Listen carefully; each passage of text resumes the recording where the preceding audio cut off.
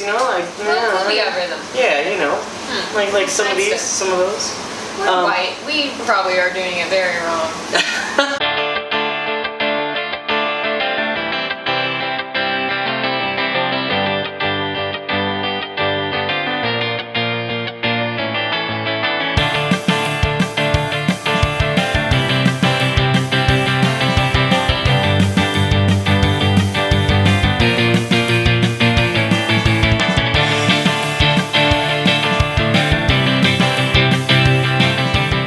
What's going on, beer lovers? Welcome to another episode. I'm Jeff. And I'm Mia, and today we have a beer from Segundo Brewing Company. And it is a Brut IPA at 6.9. Want to give the name of it? Brut AF. It's a fun name. I don't want to swear. It's called Brut IPA. At 6.9%. At 6.9. It's a Brut IPA, guys. Mia, have you ever tried a Brut IPA? Of course not. So this is like the new hip and happening thing. Hazy's have been around for a couple of years now. That's been the big trend. Brut IPAs just started coming out. And personally, I've tried a couple, one of which was at Gunwale Ales, and it is phenomenal. AF.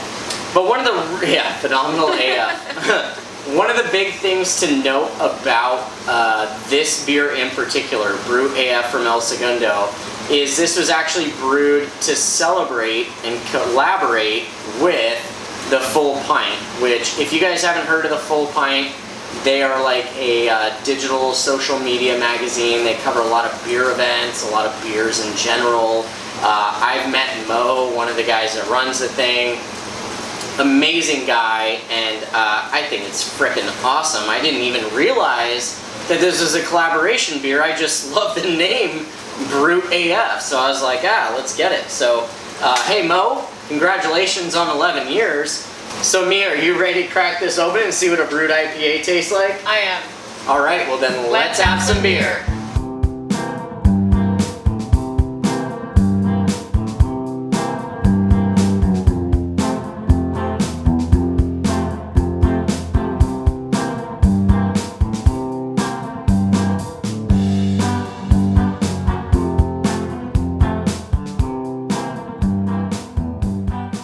Alright guys, the beer's poured. Let's go ahead and take a look at it. So, I don't know about you, Mia, but the first thing I noticed is it is super clear. Crystal golden. This is no hazy IPA, ladies and gentlemen. No. I was just telling Jeff that I don't know what to expect. He's pouring it, his back's covering, and I don't know what it's going to look like.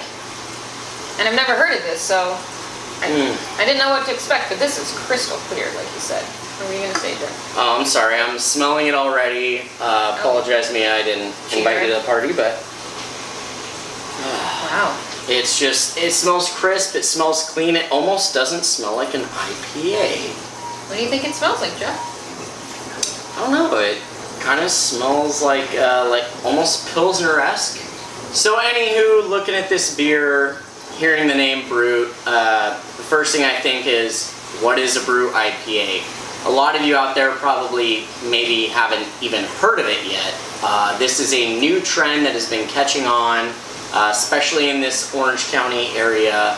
These Brut IPAs, basically what they're doing is they're utilizing some skills that are used to create dryness out of stouts. They're utilizing those same techniques into an IPA, and what it's supposed to do is just create a super crisp, super dry IPA. As I mentioned earlier, I had one from Gunwale, absolutely loved it. And this just, man, the clarity. It's been such a long time since I've seen a clear IPA. So, anywho, Mia, you ready to dig in? Yeah. Let's go for it. Cheers.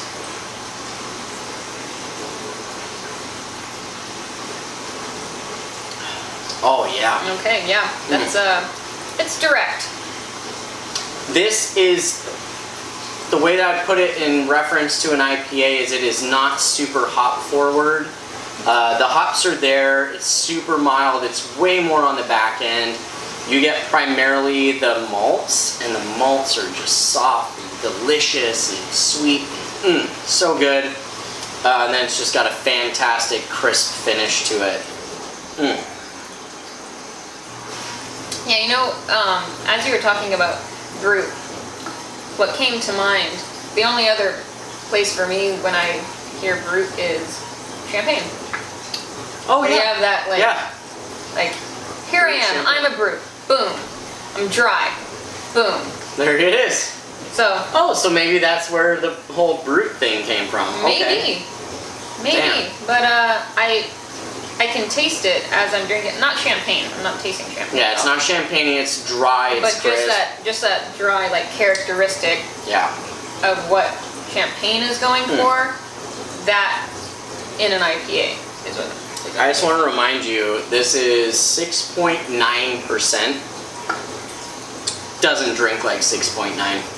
Not for me. I mean, I'm a few beers deep today, but he's not drowning though. Yeah, I'm not drowning. Wow, the crispness, guys. Are you getting honey? Yeah, I get a little bit of that, softness? like graham cracker, honey graham cracker on the end. I think that's mostly the malts, and that's the thing is the malts really are the star in this, which is crazy because it's technically an IPA. You always think the hops play the part, but you get the hop bitterness on the tongue. It's there, it's present. Definitely, you can tell it's an IPA at the end of your drink, but at the same time, it really is a malt forward style beer, and just finishes so light and crisp. This is something I want to take to the beach, and I could drink 10 of these all day. I mean, 6.9%, I probably couldn't drink 10 of them, but I would definitely try. No, Jeff would be singing the Marvin Gaye song by the end of it. When I get that feeling, make sexual healing. 6.9. I'm just trying to find something. I don't even need any beer to sing that song. That's true. He's sung it a couple times today, out of nowhere, for no reason. Alright guys, so now it comes down to scoring. So let's go ahead and score the aroma. I'll go ahead and start. Okay. To be honest with you, I'm going to give it about a 6. When it came to the aroma, I didn't get a lot. I definitely got the hint that this was a lighter beer, that it wasn't super juicy, or that there was a lot going on. There was a little bit of light bread notes, a little bit of crackeriness, a little bit of honey, that kind of deal. It almost smelled like a blonde ale or like a really nice Kolsch. Did not smell like an IPA. Mellow hop presence. I mean, you got to have some really good sniffers if you're going to pick that out. So to be honest with you, I'd give it a 7. I mean, it wasn't fantastic, but you know, Brut is a new category for me. So maybe this would change over time. But Mia, how about you for aroma? I mean, there's not really much of an aroma for me. It's not like bad when you smell it, but there's just not too much going on for me. So I'm actually gonna give it like a 5. It's just like, it's average. It's not bad. It's not bad, but it's not punchy. It doesn't sing to you. It doesn't get you excited. There's nothing really there. Yeah. Okay, so when it comes to flavor, whole new ball game. I'll go ahead and start. I'm gonna give this a 9. The reason why I give it a 9 is it is so different from the everyday juicy hazy IPA that we always have. These Brut styles are brand new. It's such a different like palate mambo. I don't know what I would call it. I want to call it like a palate salsa, like a dance on your palate. I mean, your palate's not used to this. It's a whole new thing. It's like I don't know, like it's like dancing a new dance, you know, like rhythm. Yeah, you know, like some of these, some of those. We're white. We probably are doing it very wrong. But regardless, I love the new flavor. It's super bone dry, which, I mean, that sounds like a bad thing, but it's so good. It makes for very high drinkability.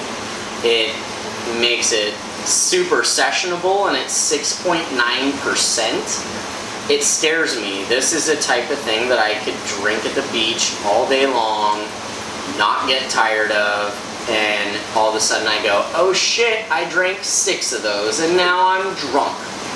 So for that reason, I gotta give it a 9. It's great. So Mia, how about you? Cool. I'm gonna give it an 8.5. I like to give halves. Halfsies. Halfsies are cute, so I'm giving it 8.5. I agree with Jeff that it's a nice like variation on the style. As I mentioned, like direct that fruitness comes through, and it's pretty light. Like it's not a super bitter IPA, which I enjoy. I don't know why I keep shaking it because I wish there was more in there.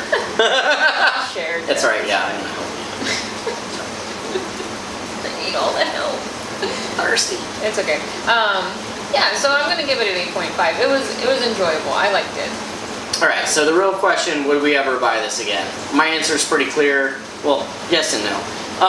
All right. So would I ever buy this again? Yes. I would buy this on tap if I went somewhere, especially like during summertime. In SoCal, it gets really freaking hot. I want a refreshing beer.